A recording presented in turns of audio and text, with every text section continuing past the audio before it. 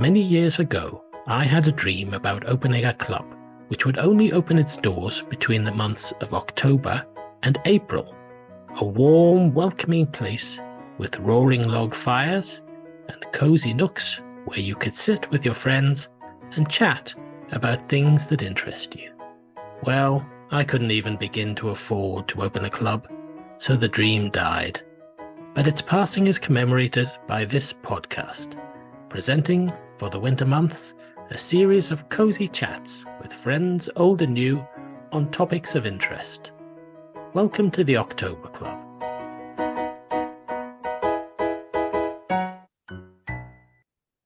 My guest tonight is an actress, musician and activist from California, USA, whom I've known for around 2 decades, but have yet to actually meet in person. Damn you, Atlantic Ocean! Her name is Nichole Antoinette Choice, and tonight we'll be discussing the topic over which we originally bonded all those years ago, the Monkees. Here we come, walking down the street. We get the funniest looks from everyone we meet. Hi, Nichole. Thank you for joining me to talk about the Monkees. Hi, Paul. It's great to be here. Thank you so much. It's my privilege. Yeah, it feels like the Monkees is the thing that we sort of first talked about when we first met each other. I think that's kind of what drew us together, sort of thing. Definitely a common ground many, many moons ago. Yes, a long time ago. I think on the Monkeyland discussion forum. I'm not entirely sure. You could be right. It's hard to believe and hard to believe. Pun. And I do wonder if they're still around. I haven't had a chance to roll around there. I know that Lucy, the founder, she's one of my Facebook friends, but right. it could have been it was a contentious place at times, very heavily moderated. Mm-hmm. And I think you would agree there's not too many message boards around. I just really know one. Yeah, I seem to remember Lucy was quite a sort of mother figure, where if there was some much younger people on there, and if they started sort of doing things she thought was unwise, she'd sort of step in and say, no, oh my don't do that. She slid into my messages, my private messages, and warned me. I didn't do anything. But I understand wanting to keep the peace. Yeah. But I also have freedom of speech as well, and that really ties into our Monkees, especially season 2 of the season of the TV show. Yeah. You know, where they were cutting loose, and you know the episode of Peter Tork when you couldn't say HELL on NBC. Yeah. So they worked their way around that. It's Yeah. Now we can say a lot. Yes. And if you're on streaming channels, I mean, forget about it. You can do anything. I know, it's shocking sometimes. Shocking, but what the heck, we've all heard it before. Especially HBO. I think it's written into some of their contracts that they've got to put swearing in there. Mm-hmm. Give it a little more edge. Yeah. So how did you get into the Monkees? Because neither of us are old enough to remember them first time around.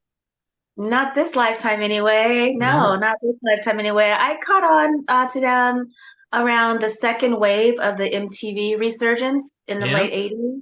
Mm-hmm. You know, literally as a kid watching the series, you know, on summer break and, you know, getting into the songs and bought vinyl and went to see them in concert when Weird Al Yankovic opened up for them, which was amazing. Outdoor concert, and it just sort of continued to evolve from there. Yeah. I saw them first on the BBC because they must have still had the rights to show the TV show from the 60s. You know, they still had permission to show them, but they wouldn't show them on prime time or anything because they were considered an old show. So they just showed them as part of kids' TV during the summer holidays. And so everyone in Britain at that time, you know, in the 70s and early 80s would have known the Monkees and known all those songs just from seeing those shows on kids' TV during the school holidays. I was surprised when I started buying the albums and things. I was surprised how many of those songs I knew just from the TV show. Like the original music videos. Yeah, yeah. I mean, they were, weren't they? Especially the ones my mind always goes to are like Daydream Believer against that kind of rainbow colored backdrop. I think they did several against that. Yeah, that's what my mind always goes to when I think of the the music films and that. Yeah. For sure. I mean, that one is iconic. I mean, from the song itself with that lovely piano intro by Yeah, Mr. Pork, and then of course the backdrop and yeah, Davy doing his iconic thumb dance, which Axl Rose would go on to adopt and yeah. share. You know what I mean?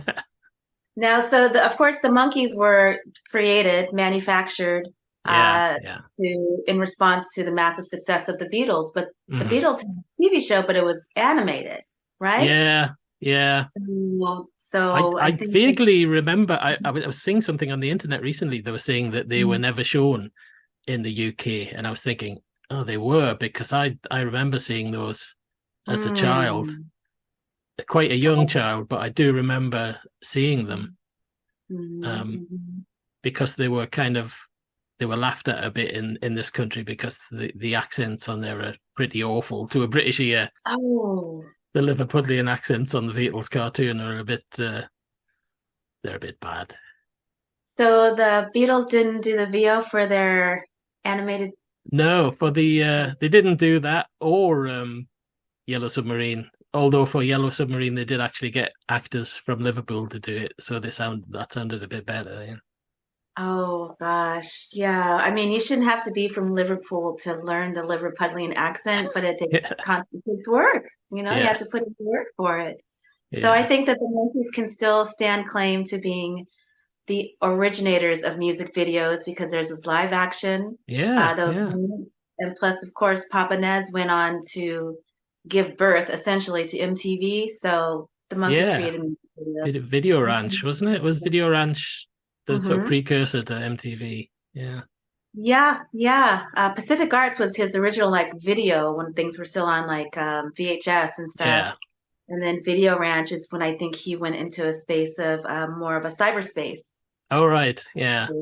Yeah. Now, So that would we that haven't been actually, to yeah. Monkey Land in forever. I certainly haven't been by Video Ranch lately. No, no. Probably going to be sad. I don't, maybe if it's still there. Yeah, because this is the thing we were discussing recently is that it is a little bit sad to talk about the Monkees because when we first met, there were all four of them still around, and now we've only got Mickey there. So 11. Yeah, when you pointed that out, that kind of haunted me for a few days because I was like, yeah, crap. I mean, cherish life, right? And we didn't know how good we had it, especially yeah, Davey leaving so abruptly because he was always speaking from a spiritual perspective, if you will, the dramatic one. yeah, Even yeah, passing away on leap day, where it's like, which day is it? So have they been gone for 4 years or 8? Or you know what I mean? Like it's just yeah, yeah, so yeah, it is tough to believe. And I think that when we think about these things, I my mind always goes to justice. yeah, Uh yeah, 1997, I want to say, because I yeah, think that would be the epitome of the four of them again together in terms of not necessarily to say a height, but certainly a special moment. You know, it's yeah, just yeah. Because I mean, they got back together again, all four of them for that, and quite often you hear of bands getting back together, all the original members, and straight away all the sort of bickering kicks in. But that didn't seem to be the case with them. They seemed to get on really well when they did that, you know. yeah, time heals all wounds for sure, for Yeah, sure. Because back, if we don't want to go back in time from Justice to Pool It, yeah, you know, there was a trio, you know, yeah, and how they got the title of it is somebody was bickering and Mickey just said, "Fool it," when he meant to say, "Cool it." yeah, Oh, so it's like, I mean, you know, that's what brothers will do, I yeah, suppose. yeah. And So when you first saw them live, was that the tour following Pull It, was it? Or would it have gosh, been after that? oh, I don't think Pool It had arrived yet. Oh, right. Yeah. They were just surfing that MTV wave and doing tours and appearances, I think New Year's Eve Yeah. shows and stuff like that. I want to say that Pool It came sometime after that, but don't Hmm. quote me on that. Yeah. but same decade. Yeah, I saw them in the tour that came after Justice, so I saw all four of them. I count myself extremely lucky to have seen all four of them Oh, live. yeah. And it was a Hmm. fantastic show. But from what I've heard, that tour was had problems, partly Mm. brought on by the British press. Oh, Um, that was the Justice Tour, right? yeah, Yeah. there was a story. I know I've told you this story before, but there was my cousin and I went to see that show, which was an amazing show. But at the interval, a man came around and he just didn't. There was something about him. He didn't look like he belonged there. He didn't look like a Monkees fan, and he just came up to us. And he wasn't local to the area we're in, where we were in the north, and he had a very south accent. He had a London accent, and he said, "So, are you finding the show really disappointing?" And we were like, no, no, it's great. What are you talking about? But he was looking for dirt to print in the newspapers to see fans find show disappointing. But it was such a loaded question, you know. Are you finding it disappointing? No. It reminds me of another song, Salesman. He Yeah, was trying to take some secret goods, trying to get yeah, some dirt. And I would be like, he's talking to you this way in the middle of a concert. I'd be like, what? yeah. What? Because What? I always thought, unfortunately, I won't be able to now. But if I'd ever met Nez, I'd have told him that story, and I know that that would have made him so angry. Wouldn't he? That was the sort of thing that would have just infuriated him. The idea that people Maybe, were, or you never yeah, know. It may have actually, because I think as the years progressed, he became so much more gentle and less yeah, the guy who yeah, would punch a hole in the wall. You know, and it yeah, just yeah. occurred to me, Nezen. He became Oh, very Zen. zen. Never thought about that till now. My mind is blown. I think Yeah. if you talk to him about it, depending on when, Hmm. he might have just shrugged his shoulders and gave a gentle smile. Yeah. Yeah. But who knows? Who Yeah. knows? Miss him. I'm grateful. Speaking of live performances, I'm so grateful to have seen him. I saw him in Sacramento, California, him and Mickey. Yeah. I bought the concert tickets in right before the pandemic, Hmm. and I splurged on front row, and it was only like $100. Yeah. And then the pandemic set in, so it was canceled, rescheduled, rescheduled, rescheduled. Finally, I'm about to relocate from the West Coast to the East Coast, Hmm. and I see that it's rescheduled. And I'm leaving on like the 19th, and I think that show in Sacramento, California was on the 14th. Yeah. So it was like meant to be. I'm standing right in front of Nez, just a few feet away. Yeah. You know, I carry guilt with me because Mickey is such a showman. Yeah. So Yeah. standing in front of Nez saying, Mickey! But I know Nez knows I love him. And it was just, and then, so then he passed that December, right after the show at the Greek Theater in LA. It was like he said, mission complete.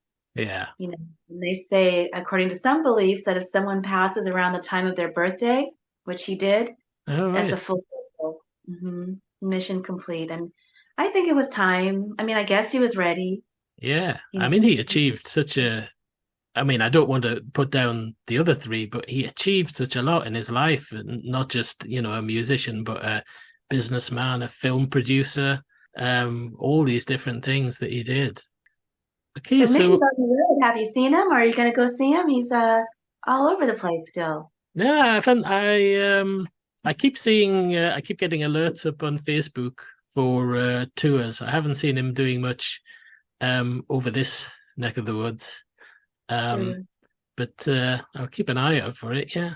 Was he Yeah, 80 now? Is he or is I he think turned 80? so. Yeah.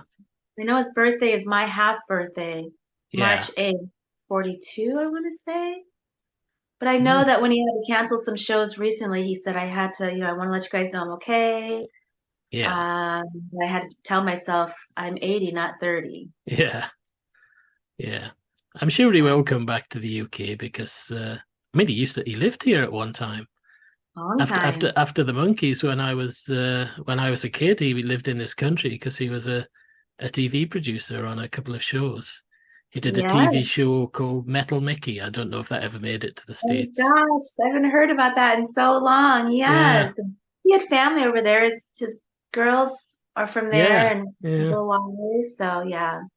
Well, I hope so. We'll have to go and say hi. Maybe he'll talk to you and be on our podcast.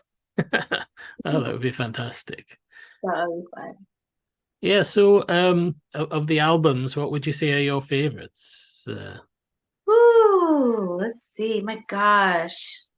I can relate to you. I think you've mentioned how your introduction to the music was sort of through the TV shows, and then when Yeah. you began to invest in the song and the material, you Hmm. realize, oh, I know this, I know that. You just know it in non-chronological order. Yeah, You yeah. know, I'm similar, certainly with the Beatles for sure.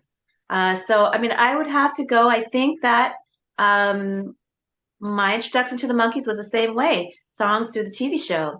And All right. so, Yeah. in the spirit of that, I'm gonna have to go with Missing Links anthology. All right. Okay. Mhm. The later ones too, maybe the second one. Yeah. The third one is getting a little far out, Yeah. um, but I dig it. So yeah, I'm gonna go for the Missing Links anthologies, Yeah. Some Bog.com. of that stuff that cropped up on the re-releases, because they did a massive sort of Rhino did an incredible job on the re-releases, sort of, and some of the tracks they unearthed, incredible tracks that never got any kind of release at the time. It's just amazing that they sat in a vault somewhere for 20 years or whatever It before really getting is. a release. Yeah, songs like Mhm. All of Your Toys and St. Matthew, and great songs. Yeah, yeah. St. Matthew never got a release I until don't think so, Missing not Links. unless it was a B-side. I don't think it was on an album. That's beautiful. I love the way that it's like the slow fade in Yeah, intro. yeah. And then the lyrics are so poetic and metaphorical. I think I back in the day, I on Monkey Land, I may have gone by St. Matthew. Yeah. Oh, I I think would you have might have done. Yeah, that rings a bell. Yeah. can't It blame me. sounds like I know that Nez for those later albums of the original ones kind of went to Nashville, didn't he, and recorded some stuff. And Yeah, I think it sounds like the precursor of the First National Band, doesn't it? Songs like St. very much Matthew. so. Yeah, Yeah. Whew, that's a good one. That's a good one. And yeah, I mean, not every song is a single, right? Some of yeah, them are just gems for us monkey maniacs yeah, yeah, to finally discover, appreciate, and just marvel over. And I'm just so glad that Nez left behind such a massive catalog. And I know there's more where that came from, but yeah, I'm not too much of a fan of posthumous releases. I mean, if Nez yeah, wanted to put it yeah, out, he would put it out. yeah. I mean, what do you think of the obviously on albums that were made sort of after Davy's passing, that there was Good Times, and that had a Davy track on it that Oh, was reassembled. I mean, what are your opinions on that? I love it. I love it. It's like a little party scene and you hear his Yeah. voice and I love it. I love it. And that's really how I really understood how much I love the Beatles, speaking of when I Hmm. heard Real Love and Free as a Yeah. Bird in the 90s. Yeah. So I'm with it. I'm with it. But my concern is when like say for example Prince Yeah. and his sister is just digging through all of his stuff, just throwing out anything that sticks to the wall.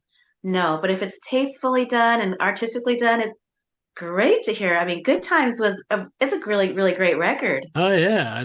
I like it. I think they Especially did. the I baby. think they did the right thing in kind of sort of working with some sort of younger writers and producers and getting something that sounded like the Monkees, but sort of younger people might listen to. I think it worked really well in that respect. And I would say even age aside, I mean, if you look at the nucleus, the birth of the Monkees, Yeah. they've always been a collaborative act. Yeah. Yeah. There's always been many, many cooks in the kitchen to make the machine work. Hmm. You look at Mickey on tour right now, he's like with an 8 or 10 piece band, Yeah. so it's always going to be a collaboration, I think. But Yeah, what do you looking back think? to the early times, I really feel sorry for Peter in the respect that he was slightly brushed aside in favor of some of the others, on the first couple of albums, and he was such a talented man, and yet kind of they really didn't use everything that they had at their disposal. They kind of concentrated quite a lot on Mickey and on Davey. Yeah, I think so too.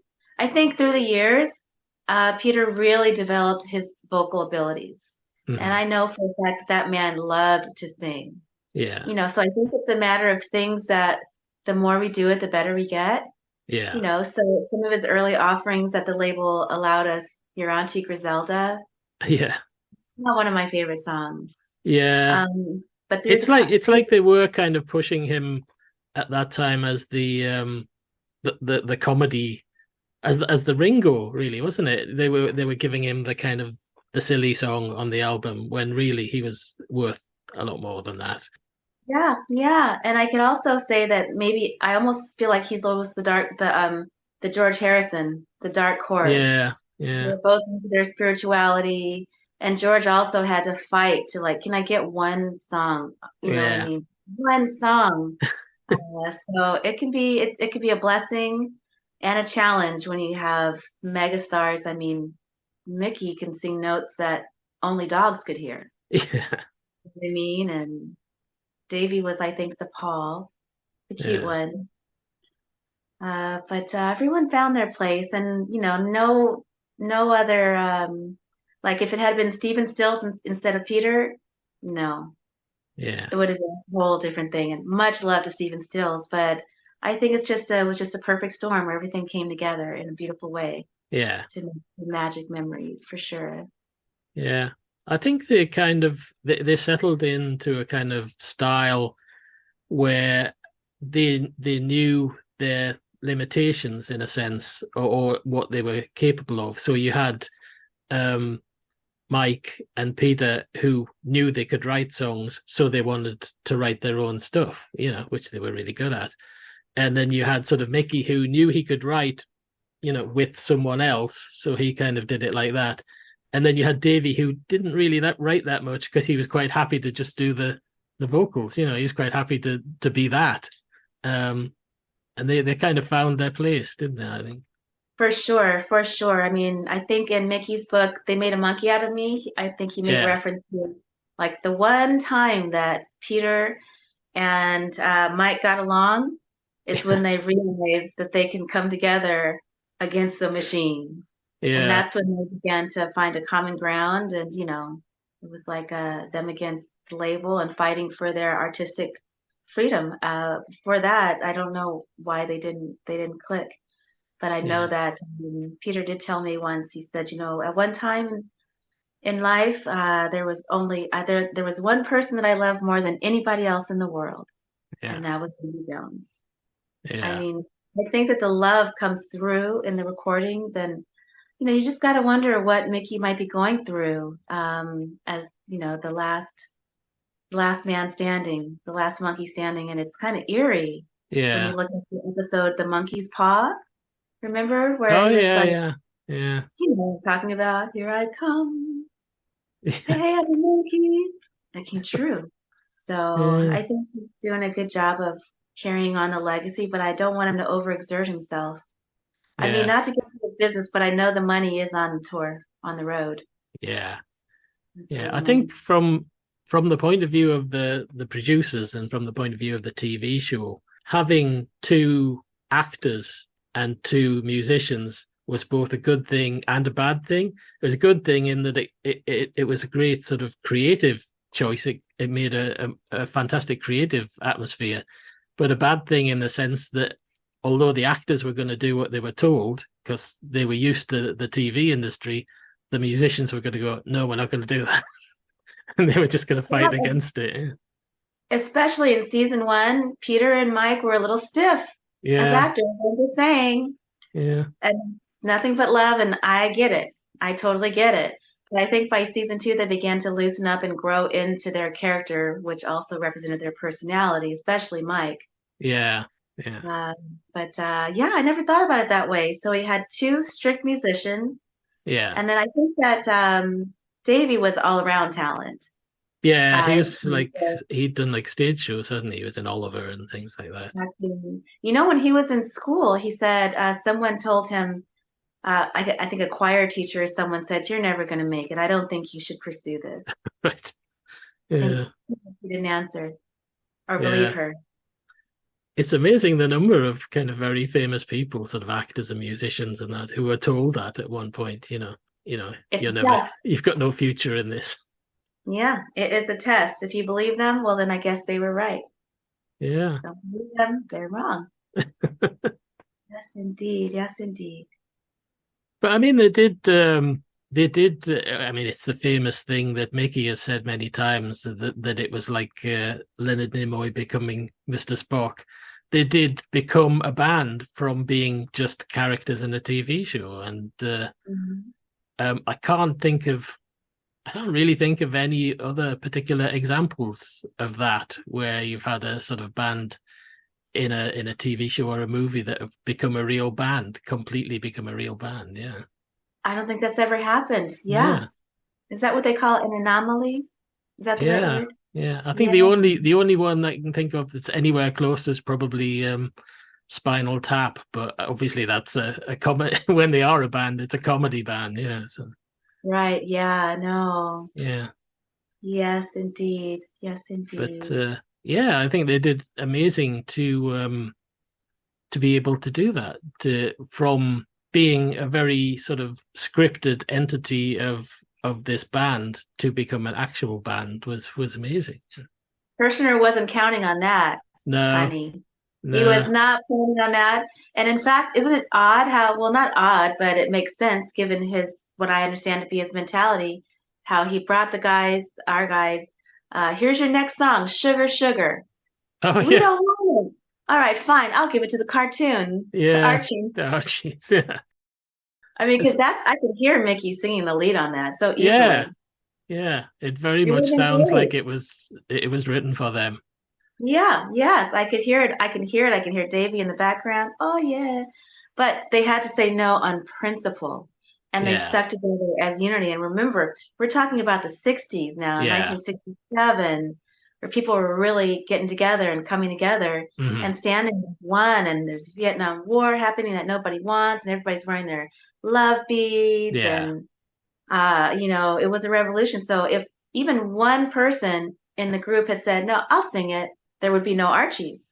But Yeah. they stood together as one, and that's definitely a sign of the times, I believe. And I'm not saying it doesn't exist today, Yeah. but so prevalent during the counterculture era of 66, 67. And I mean, it's so Yeah. fascinating to see, when you talk about the TV series, just going looking at the wardrobe alone from season one to season Oh two. yeah. JC Penney, who? And they began to Yeah. wear makeup, wear these beautiful, they all wore such beautiful garments, and you could see their personalities Yeah. coming through. So I guess 33 and a third, that special would Oh be yeah, considered yeah. season three, I Yeah. guess. I haven't watched that in a while. Last time I watched it, I didn't get it, but that was many years ago. Maybe it was going over my head. Yeah. It's very there's I don't think it was probably what the TV company were after. I think they were probably expecting a kind of Monkees TV show special, and what they get is this rather surreal mixture of. It's interesting though, because in a way, they were slightly ahead of their time, because they bring in all these rock and rollers from the 1950s, Little Richard and Fats Domino in this one scene in it. And those people were kind of slightly forgotten in the 60s. And, they had a kind of renaissance in the 70s. So they were slightly ahead of their time in bringing these people back into the public eye. I gotta watch that. It's been quite some time. Yeah. you know, in terms of being ahead of one's time, in terms of, because I believe that when Naz passed away, Hmm. the press began to really kind of get it and Yeah. give flowers and Yeah. appreciate the catalog and dive in and understand and not just be so like dismissive, like the incident that you described at the Yeah. Yeah. Justice tour that you went to. And just sometimes it takes some time for people to get it. It Yeah. took me a while to like the Beatles. It took me a while to like Jimi Hendrix. Yeah. Sometimes you have to catch up to where you're at. And some of the deep dives that were allowed when Nez passed away, Yeah. I appreciated those. Yeah. I appreciated that. About Yeah. time. Yeah. I'd like to see a biopic of Nez, a movie about his life, because I think he had a very interesting life. Yes, for sure. I would rather see a documentary because I always get so distracted Yeah, by the actors. I'm like, yeah, that's not Nez. I want to see the real yeah, thing, but no disrespect to biopics. We both saw Daydream Believer back in yeah, the day. It was cute, and neither of us would ever watch it again. But we yeah, appreciate it and we watched it at the time. And that's okay. But yeah, I think I would be more prone to a documentary because who can, nothing like the real thing. For yeah. me, I don't think there's been a definitive Monkees documentary, has there? There's been a couple of really good ones, but I think we're overdue with a sort of Monkees equivalent of anthology, aren't we? The kind of ooh, I like that. Well, it'll be a multi-part series, and yeah, we'll talk after the podcast. Someone needs to produce it. yeah, Um, it'd be a lot of work. At least a six-part series and do a deep dive. I personally, and I know you're a creative as well. I know that you're a published author. hmm Um, I like to create stuff that I would enjoy. yeah, So would I yeah, sit down and watch a six-part Monkees documentary? Absolutely. yeah. I write songs that I like because you don't know what other people like. You don't hmm know. Exactly. So that's something to think about. And much less, so speaking of corporate America, I know we both appreciate Rhino Records and all that they've done Yeah. in terms of putting out the material at a time where I could pick it up at Rhino Records in Claremont, California. Yeah. Wow. Literally walk into the store and I don't think now it's as far as I'm aware, they didn't have any stores over here. I don't think. Rhino Records. I wonder if the two ones in LA are still around. I haven't checked lately. Yeah. It was a good time. That's where I found my episode of The Prison. My All right. episode, Yeah. my CD of The Prison. I just went to the Rhino Records on Westwood Boulevard in LA. Don't know if it's still there. Yeah. Wasn't looking for anything in particular. Just started thumbing through the CDs. The Prison, Mike Nesmith. Yeah. I'm out. And of course, that's the CD that accompanies The book. a story. Yeah. That's how innovative he was. Yeah. He And did the sequel as well, didn't he? The Garden. yes, which I need to, and I need to read some of his books too. We have so much to talk about, so Yeah. much to talk about. But I remember I got my little CD at home, and I sit down beside my large speakers, Yeah. and you're supposed to read it and listen at the same time. Yeah. And I'm doing it, and I'm just thinking, am I reading at the right pace? Am I reading too slow, too fast? And then I'm getting Yeah. toward the end, and I'm anxious and nervous and excited because it's a great story and beautiful music. Yeah. And I'm like, and lo and behold, I finished the book at the same time as a CD. Like it Oh, was like excellent. the way he timed it and paced it and composed it. It's perfect. I can't wait to do it again. You shall cut me a pair of shoes that can scale high walls. Shoes that will scale. You shall sew me a suit of mail that nothing can penetrate. I'll send you a suit in the mail, right? Yeah. And you shall forge a kitchen knife into a sword that can cut through iron. Right, Forge. Yeah, right. What about me? You shall collect unemployment while your friends are working. We've talked a lot about the music. Let's talk a little bit about the television series. I think you asked me this once recently. Which is your favorite of the first or the second series? Yes, yes, it's a very important question. Very Yeah. important question. Yeah. And Well, you're asking me? no. Well, yes, I was, but mine is the second. Yeah, Yes. Us two like two. yeah. Because I mean, I saw on a documentary about them that apparently between those two seasons, that was when they came to England and they did their tour with Jimi Hendrix opening for them and everything, and obviously their minds were open to certain things. Um, so when they went back to do season two, they were kind of a different mind to what they were on season one. Yeah. I didn't realize that they toured in between filming of the seasons. I didn't realize that. And they Yeah, felt that was when they season. came to England, and their opening act was somebody that nobody had ever heard of called Jimi Hendrix, and when they met the Beatles and all that sort of thing. Yeah, I knew. I just didn't know the timing of it, so it makes perfect sense. Perfect sense. Yeah, there was Mhm. a very good documentary made over here. Not a definitive one, as I was saying earlier, but a good documentary on Channel 4 over here in the UK about them, and they said on that it was between the two TV series that they did the tour. So, Makes perfect sense. Make perfect sense. And Peter gets the credit for bringing Jimmy on tour because he met him first. yeah, all right, I didn't know that. Yeah, although he Mhm. did leave, didn't he, partway through the tour? Yeah, I say Peter is to thank and Peter is to blame. Yeah, he walked off. Jimmy walked off because there's a Davy, Davy. Yeah, He was like, man. But I mean, that really speaks to. I didn't understand Jimmy's music when I first heard it. I didn't really yeah, understand the greatness of the Beatles. So yeah, I didn't understand the greatness of Jimmy. It would be interesting if we put out like a call on social media. yeah, Is there anyone there out there who was there yeah, and remembers booing Jimi Hendrix or seeing other people boo? yeah. I can't remember where I've heard it, but I'm sure I heard a mashup that somebody had put together of a Monkees song with Hendrix's guitar on it. Um, and it Oh, sounded fantastic. I can't even remember where I heard it now, but yeah, oh yeah. Oh gosh, I love mashups.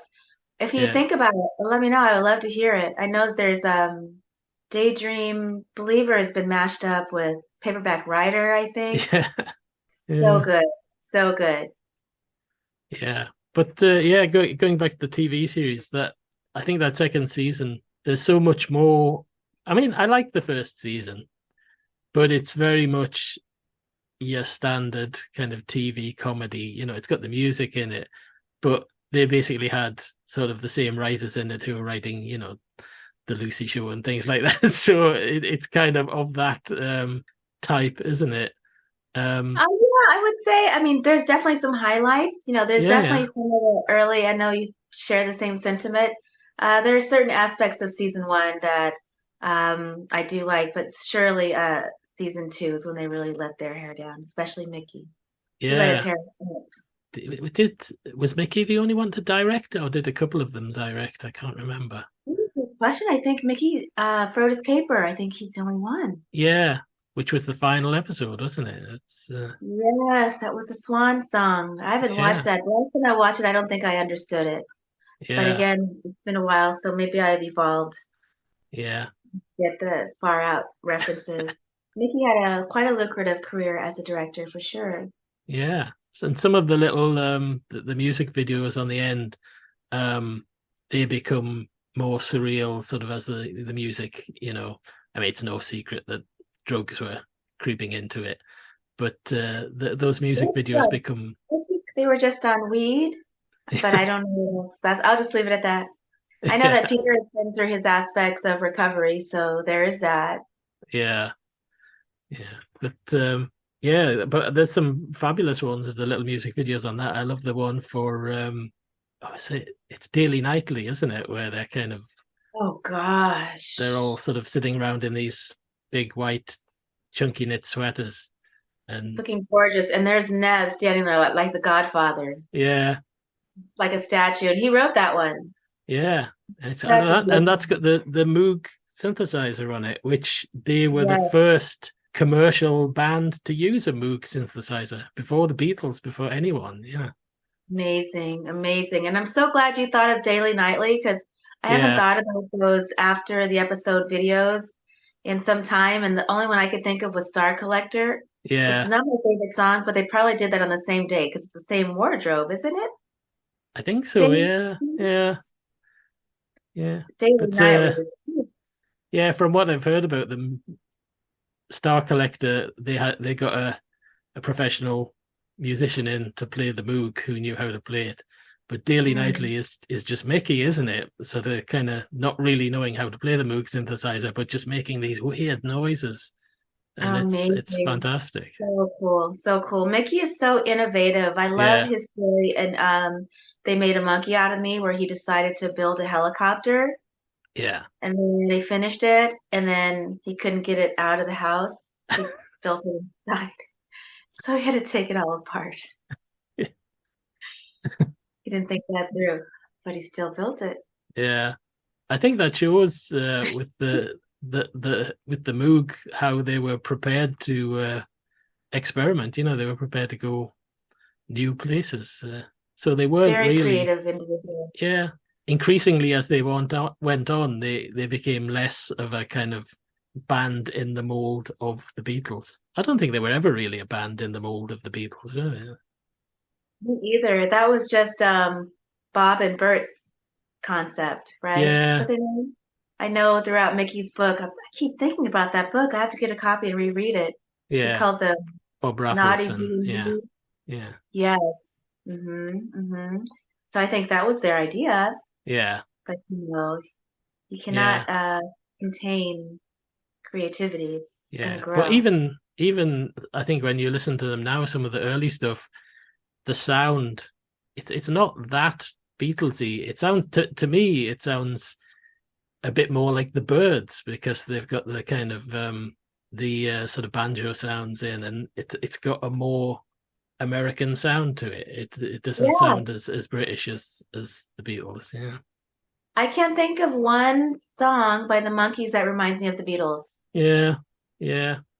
Can't think of one. So I think it is unfair, isn't it, when they call them the the prefab four and that sort of thing. Yeah, Yeah, 14 was a long time ago, and especially with the passing of Nez, I think people are able to see the picture more yeah, clearly, yeah, for sure. yeah. I mean, I think their music has definitely lasted. I don't think it sounds dated like a lot of '60s music does. I mean, I love '60s music, but some of it you listen to and you just think, oh, that's very the way it's made, the production of it and everything is very '60s. But theirs I don't think does. Yeah. Very timeless. Have you heard Dolan's REM tribute or No, series? I've read about that, but I've never heard it. Yeah. Yeah, I want to check that out too. I know the Shiny Happy People is on Spotify. All right. I might have And to check that out. bits of it. Yeah, it's almost like Christian Nesmith is producing it, Yeah. and so it's almost like I can hear his sound. Hmm. I don't know. I don't know. I have mixed feelings. I heard a portion of Shiny Happy People, and I'm glad he's doing it. And I know that Yeah. Michael Smith is delighted because he's a huge Monkey maniac as well. Yeah. It's almost like I'm starting to hear a certain sound Yeah. that, you know what I mean? It's not really Monkees. It sounds like it's someone else who Yeah. has been working with the Monkees for a while because I don't know. I have to give it another listen. Yeah. I Uh, think and I've been a little bit lapsed with listening to sort of Mickey's solo stuff. I haven't heard the album of him singing the Nez tracks yet. I should try and catch up, I think. I gave it a listen. I gave it a Yeah. listen a week ago. Yeah. Sometimes I'll spot listen to it. Honestly, it just made me want to hear Nez. Yeah. Yeah. Yeah. But Yeah. it's a nice sentiment. It's a nice love letter to a brother. Yeah. I quite Um, like the fact that with the re-releases, as we were seeing the Rhino albums, they restored a lot of the for Nez's tracks, a lot of the ones with his original vocals on, which had been kind of taken off him and given to Mickey or one of the others. yeah, It was nice to hear them sung by Mike. yeah. They sang a couple of the same songs. It was like they're Yeah, trying to see which one is gonna stick. yeah, And both such beautiful vocalists that yeah. it is interesting to hear each other's take on the same song for sure. Very different vocalists as well. I think that's why it works. That no two of them have the same sound. Yeah, I know. From Jonesy's really kind of brassy. Oh, it's just beautiful. Just beautiful. Magic memories. You already Yeah, know. Yes, yeah. indeed. I think Peter's voice is it's quite sort of fragile. I can understand why they didn't sort of want it on pop songs because it's a more delicate voice than that. It's fantastic in the songs that he does, but you can understand why they didn't think it was kind of hit record material in the '60s when they were looking for something sort of Yeah. Beatlesy. He certainly found his way, though. The song that comes to my mind is from Pull It, Since You Went Away. And again, I love that slow fade in. And then, I mean, it's just, it's kind of like almost like, I don't know, it's got a very distinct quality to his voice. And it certainly did change through the years for sure. Yeah. And he sure did love to sing. That's, Yeah. just like in the, keep talking about that episode, The Devil and Peter Tork. Yeah. He gives his monologue. He says, if you love music, you can sing. If you love it, you can do it. There's no such thing as tone deaf. I can't hear. If you love music, you can do it. It all comes from the heart, Peace and love for sure. I wonder, it's kind of, obviously there's not going to be any more new material from the Monkees as a band, but I wonder if there are any more sort of tracks out there that haven't been on anything to be discovered. It's interesting. I'm particularly interested in Nez's catalog. Yeah. I just hope that whoever is overseeing Nez's catalog will take their own selves out of it. Yeah. And just focus on the artists, because there's so much. I mean, there's so many people who swarmed around these four guys. Yeah. Yeah. And some not looking to give, some looking to get, some looking for fame, some clout chasing, all this kinds of energy. Yeah. But to really step outside of all of that and just, I know that Nez had a lot of songs. He had his own recording studio, didn't he? Because that's where they recorded Justice, isn't it? At Nez's studio. In California, I didn't know that. Carmel. Yeah. So who knows, he might have been sort of noodling away all the time recording new stuff that's never seen the light of day. Yeah. One would hope, but who knows, with what we all saw about his final couple of years or so, seemed like productivity went down. He was just looking to check out. Yeah. It's a shame. But at least he still stayed productive on the live front. He was still performing until a couple of Yeah, they said that he wanted to do this, and he did it. Can't tell Nez no. Yeah. So I was just hopping around on YouTube, and I stumbled upon the Monkees 1997 TV special. Do you remember that? I do, yes. It was actually it was on pretty much around the time I saw that concert, because they showed bits of it on the big screen in between while they were changing instruments and what have you. And then it was on TV shortly afterwards. I really liked that. Yeah.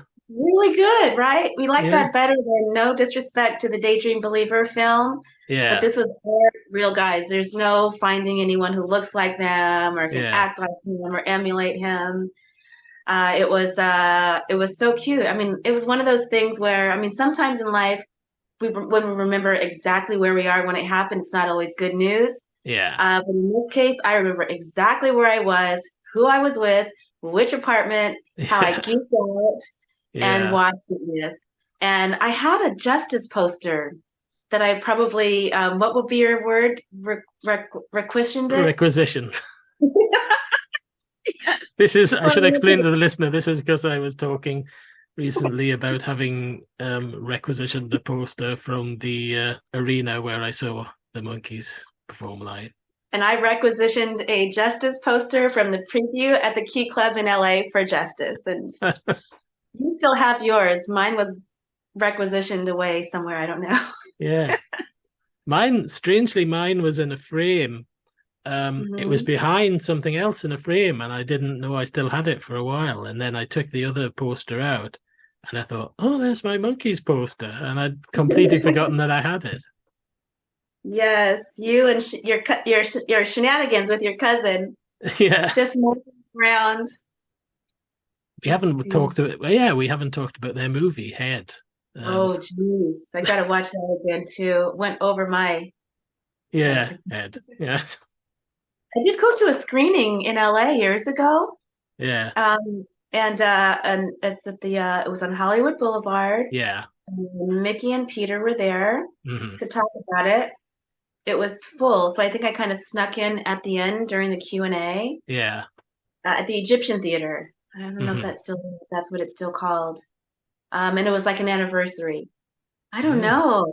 I don't watch it in a while. Jack Nicholson, of course, associated. Yeah. These It's are very things. strange, isn't it? I like the music though. I love Circle Sky and Do I Have to Sing This All Over Again? Like those two? Yeah. Yeah. What else? Is As We Go Along? It's on not on there, no. Oh yeah, it is. It is. And that's a track that at the time, way back, I didn't really care for. And I listen to it now and I think, no, actually that's really nice. I really like that now. It's grown on me. Wow. See, we're such good friends because we're kind of like, um, oh gosh. Let's see.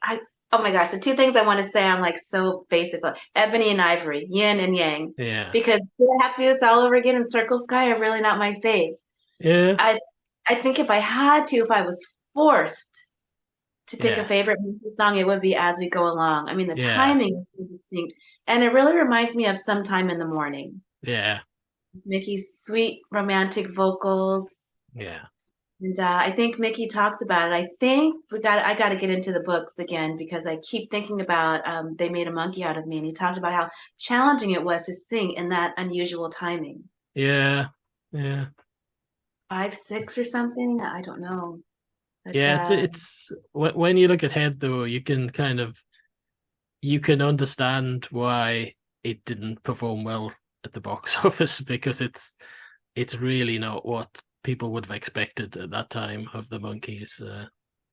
just like 33 and a third, you were saying. Yeah, They were yeah, singing around and these clean cut guys. yeah, That was last year. That was so 1966. yeah. I mean, even when you see the posters for it, I mean, I think they had different posters afterwards, but the original posters didn't, I don't think, even mentioned the Monkees. They just said head on them, and which just seems Oh, like a they thought we would ridiculous way to know. publicize it. Yeah, Unless you're a hardcore monkey maniac. Another beautiful song on that soundtrack is Porpoise Song. yeah, Porpoise. I like that. I really like that. What a Yeah, beautiful blending of Mickey and Davy's voices.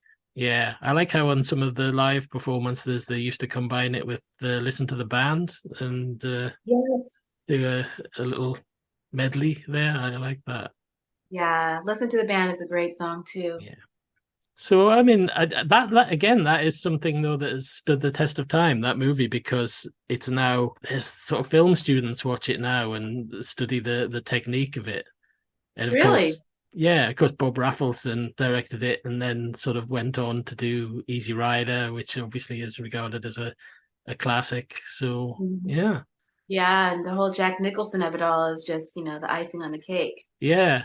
I've seen kind of copies of Head sort of advertised for sale on Amazon and things, and they say kind of starring the Monkees and starring Jack Nicholson. You're thinking he's in it for about he's in it for about 5 seconds. Is he? Oh, I I don't didn't think he even even know. has a line. No, my gosh, she's background. The most Yeah. memorable scene for me is Mickey with no shirt climbing up the mountain Oh to get yeah, to the Coca-Cola machine and yeah, it getting into a fight with the machine. yeah. Oh, he's so sexy. Do you think the Monkees will continue to be rediscovered by future generations? That is a heavy question. I would say the answer is yes. Hmm. Even as the music starts to slowly permeate into, commercials on television, Yeah, as songs get resurgences in feature film like The Righteous Brothers, yeah, yeah, Unchained Melody, and Ghost. These things will continue to happen. yeah. And also, because the television show was my introduction and yours Hmm. uh, to this Monkeys verse that we happily inhabit. I think that people will continue to celebrate them. We should see them. I still don't know why it's not on in syndication right now, but it's so Yeah, much fun and it's so good. And yes, just as it took a long time for our guys to start to get their flowers and the musical respect that they deserve, mm, um, just because upon the passing of Mickey, and also we started to see it upon the passing of Peter as well, yeah, but people started to take a closer look and dive deeper into yeah. the various branches of their careers. Hmm. Uh, yes, yes, this will never die. Will Yeah. only multiply. It's been such a privilege to be a part of the experience, and I mean, it's never going to get old. It's never going to be boring. I'll say thank you for joining me tonight. Thank you for allowing me to be a part of the conversation. It's always a pleasure and always a privilege, for sure. Well, that wraps up another Laugh Riot. And this is Mike Nesmith, Mickey Dolans, and Peter Tom, and Davy Jones, and Mickey Dolans, reminding you to save the Texas prairie chicken. Here we come, walking down the street. We get the funniest looks from everyone we meet. That was the Monkees. I'd like to thank Nichole Choice for being so patient in the recording of that podcast. We had lots of problems, computer crash and all kinds of things, but we got there in the end, and that's the important thing. Join me again in another 4 weeks when I'll be discussing The Twilight Zone with Elaine Bladukiene.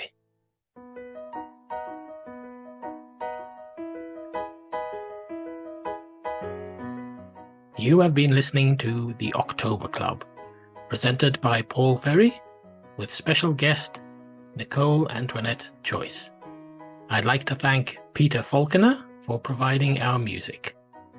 The podcast was produced and edited by Paul Ferry.